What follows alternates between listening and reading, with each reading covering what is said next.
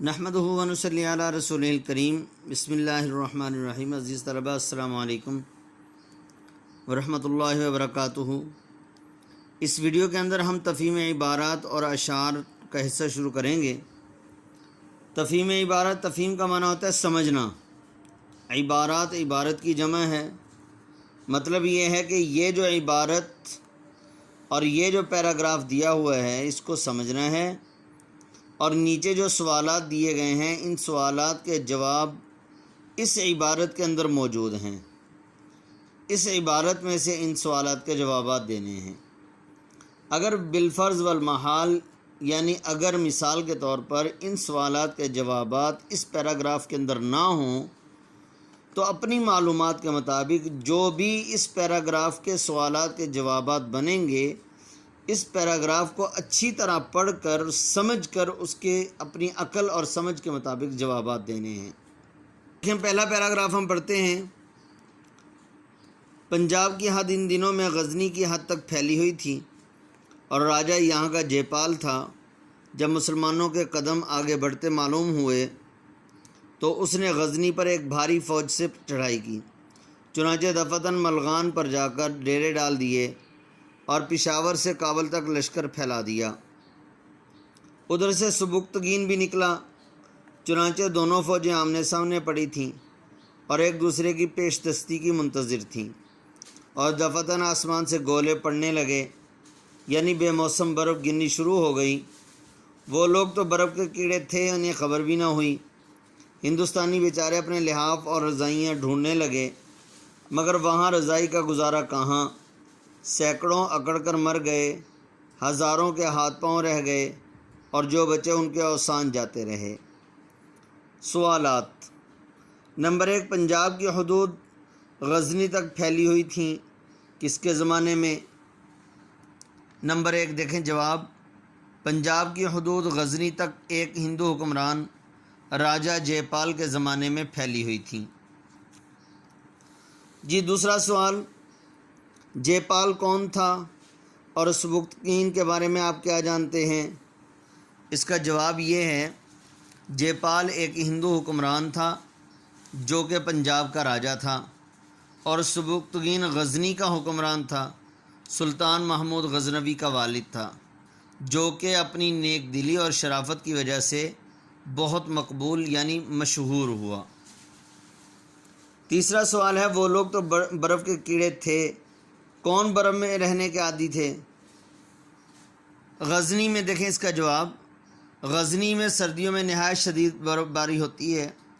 چونکہ غزنی کے لوگ برف کی سختی سہنے کے عادی تھے اس لیے انہیں برف کے کیڑے کہا گیا، یعنی غزنی کے لوگ جو ہے ان لوگوں کو، غزنی کے لوگوں کو برف کے کیڑے کہا گیا کہ وہ لوگ برف اور سردی کی سختی کو برداشت کرنے کے عادی تھے۔ چوتھا سوال ہے، وہاں کا رضائی کا گزارا کیوں نہیں تھا؟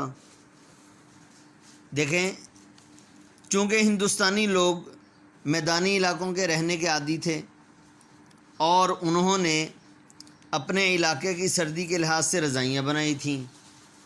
چونکہ غزنی کی شدید برف باری کے باعث ہونے والی سردی کو نہ روک سکتی تھیں، یعنی جو میدانی علاقوں کی اور پنجاب کی رضائیاں تھیں وہ اپنے حساب سے ہوتی ہیں، اور غزنی کے لوگ اپنے حساب سے، اپنی سردی کے حساب سے رضائی بناتے ہیں۔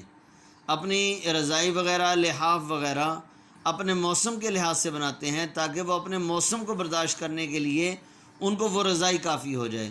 تو سردی کی جو پنجاب کی سردی ہے، یہاں کی پنجاب کی سردی کے لیے رضائی اور تھی، وہاں کی رضائی اور طرح کی تھی۔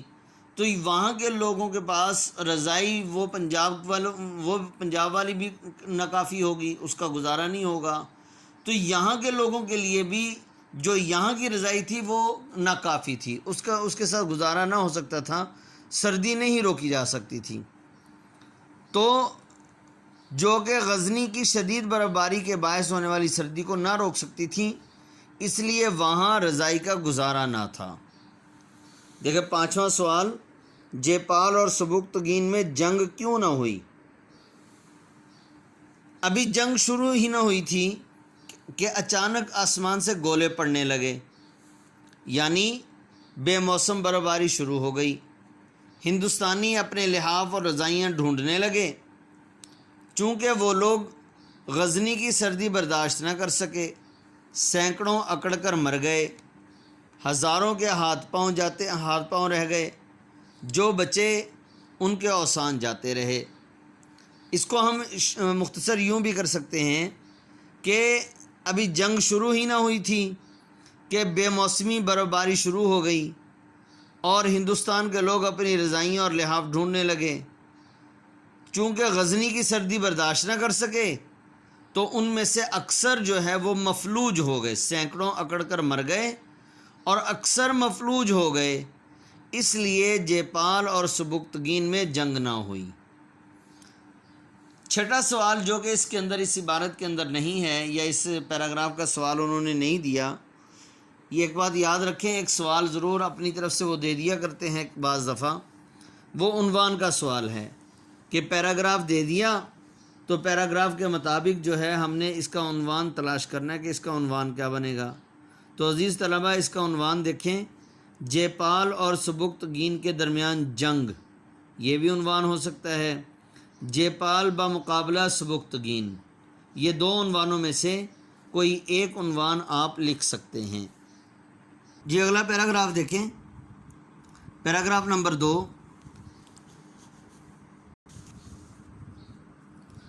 آپ کا حوالہ نامہ ابھی ملا ہے، جس کے لیے بہت شکر گزار ہوں۔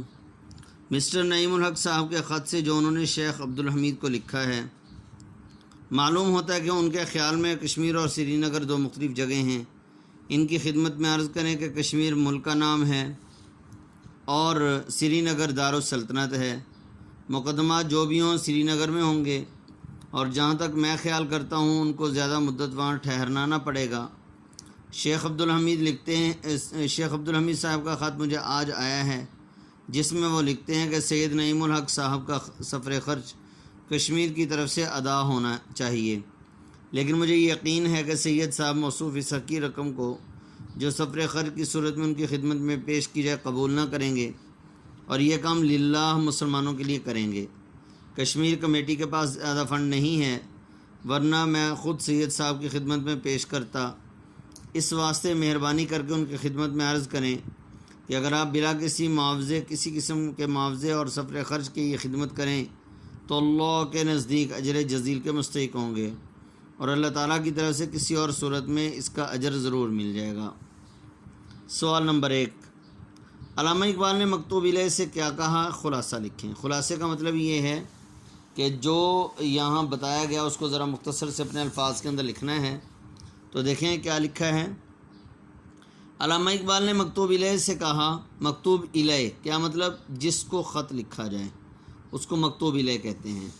علامہ اقبال نے مکتوب الیہ سے کہا، سید نعیم الحق صاحب کشمیر کے معاملات میں مقدمات کی پیروی کریں، جس کے لیے انہیں سری نگر جانا ہوگا، اور کشمیر کمیٹی کے پاس چونکہ فنڈز کی کمی ہے، اس لیے سید صاحب کشمیر کمیٹی سے یہ سفر خرچ اور معاوضے کے بغیر خدمت سر انجام دیں تو اللہ کے نزدیک اجر جزیل کے مستحق ہوں گے۔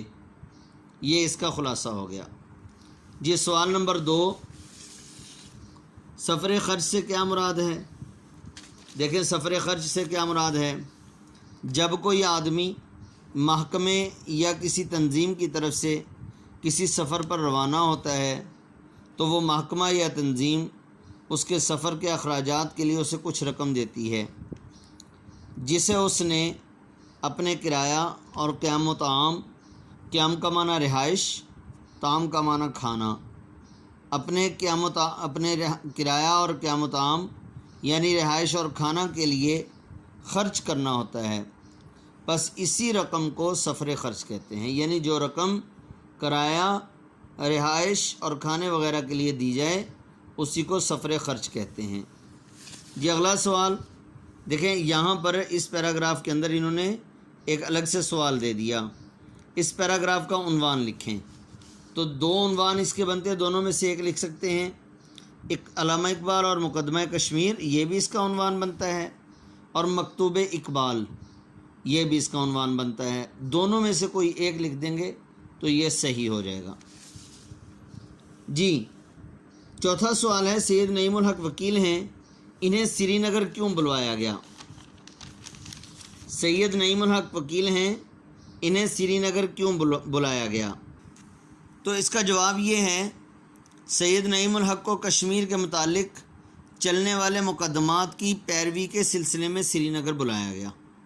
یعنی سری نگر کے اندر عدالت کی طرف سے جو قانونی کارروائی کشمیر کے معاملے میں چل رہی تھی، تو مسلمانوں کی طرف سے کوئی اور وکیل نہیں تھا، کوئی اور آدمی ایسا نہیں تھا کہ جس کی وجہ سے جو ہے وہ مقدمات کی پیروی کرتا، مقدمات کی سماعت کرتا۔ تو سید نعیم الحق صاحب کو علامہ اقبال نے خود خط لکھ کر انہیں بلایا کہ مسلمانوں کی طرف سے کشمیر کے بارے میں مقدمہ یہ لڑیں گے۔ جی پانچواں سوال ہے اجر جزیل کے کیا معنی ہیں؟ اجر جزیل کے معنی ہے بہت بڑا اجر، یعنی ایسا اجر جو صرف اللہ کی طرف سے ملتا ہے، ایسا اجر جو صرف اللہ کی طرف سے، بندے وہ اجر نہیں دے سکتے جس اجر کو دینے پر اللہ قادر ہے۔ تو عزیز طلبہ، یہ سوال نمبر 7 ہوتا ہے پیپر کے اندر، اور پیپر پیٹرن بھی انشاءاللہ میں آپ کو بتاؤں گا۔